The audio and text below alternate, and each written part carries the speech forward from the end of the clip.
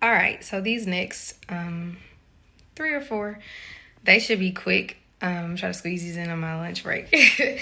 So this one, I got the start of it. Well, I'm not even gonna say the start of it, but God just started talking to me more about it on April the 19th. So we've gone 3 days in a row. But he's been expanding on it, and so I got more notes from today to add. And so I'm just gonna read to y'all what I had this day. It says, a truly successful life is one of freedom. Spiritual, and I put eternal in parentheses, emotional, mental, physical, and your earthly experience, financial, time, etc. Jesus came to set the captives free and to give us more life more abundantly, eternally. Okay? And I've been real big on time and financial freedom really since I graduated from college. I've always been the one that was like, yeah, I ain't gonna do this forever. I can't do this forever. Like I've always been honest about that, right?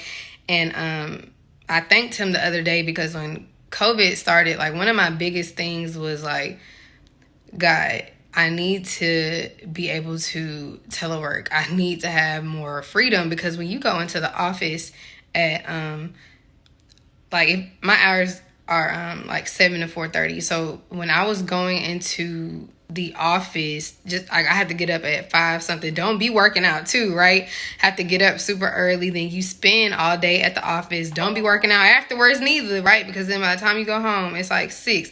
Don't have choir practice and all this other stuff going on, because then most of your day, well, not what feels like all of it, is spent at the office. And so by the time you get home, you're tired. Like you don't want to work on your own things, right? And so telework was such a huge blessing for me. And I was like, God, I gotta have something to show for. Really always been the millennial crying about it at work. Like, y'all not gonna let us work from the house. Like we can do this from the house. Like I don't understand. So that blessing did come in with the pandemic. And so that's just sitting on the time and financial freedom. I do a lot of stuff because I know how I want to live. Like everybody knows me. Like to me, that's why I love Pretty Boss and Stephanie, because they're entrepreneurs and stuff. And I think she just said this in one of her videos.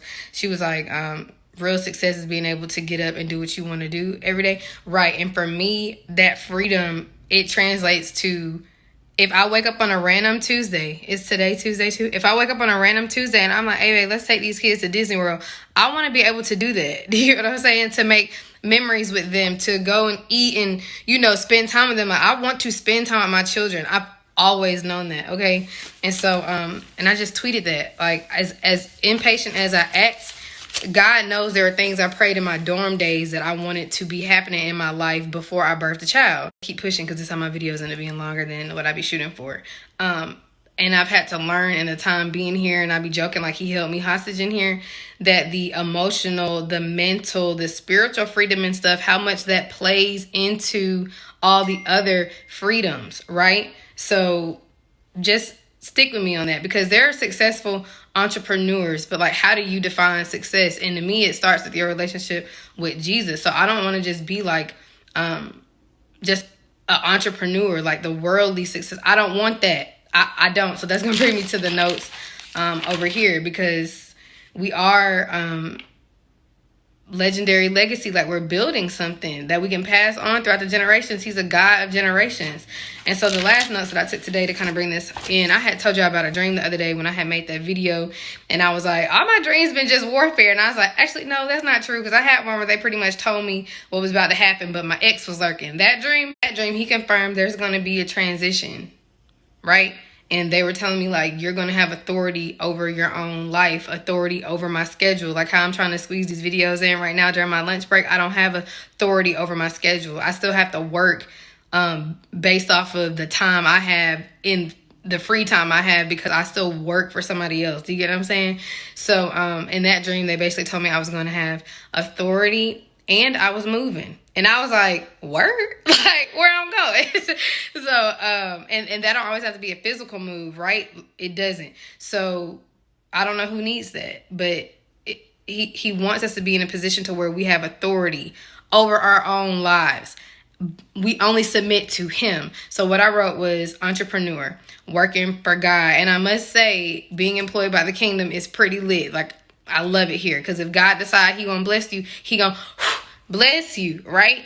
authority over your own life, and then I put restraints, and we're going to come back to the restraints, and then I put worldly constraints, and I like freedom, which goes back to that first part. And so the last note I have for this is, when you get free from Jezebel, control, and manipulation, right? You are quicker to pick up on it in every arena of your life. And for me, it was noticing like, hey, like, I still kind of have my hands behind my back in a lot of situations, like tied behind my back in a lot of situations. I still have to ask for permission in a lot of situations. And I just seen something like that on Instagram today too. Like, the boss denied their PTO and they still went anyways. And then they fired them because it was like, you couldn't get your PTO because it wasn't good for the business, right?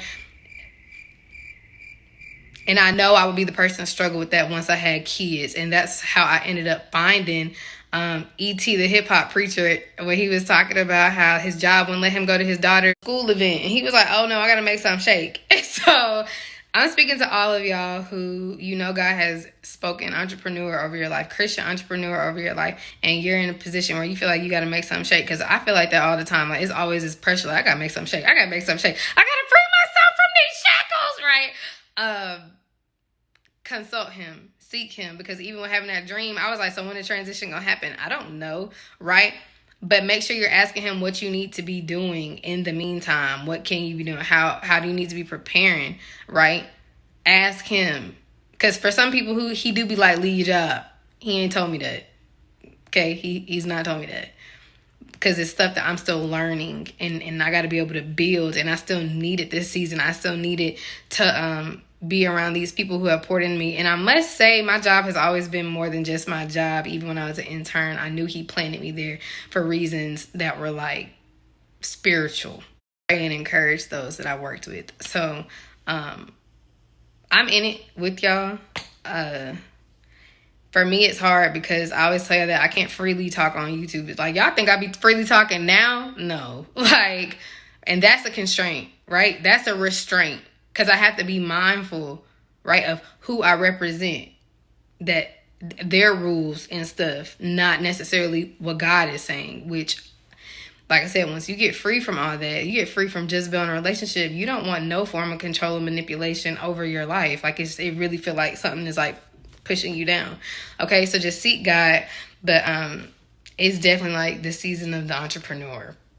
Whether you are entrepreneuring on the side or only entrepreneuring, whatever you got going on, okay? So y'all aren't alone, and I just wanted to leave that with y'all. Like, it is going to be a transition, and you're going to have authority over your business, authority over your life, right? And you only have to submit to him. Of course, ladies, your man, you got to submit to him too, but okay. And for a lot of us, our man gonna be our business partner. Okay, so bam.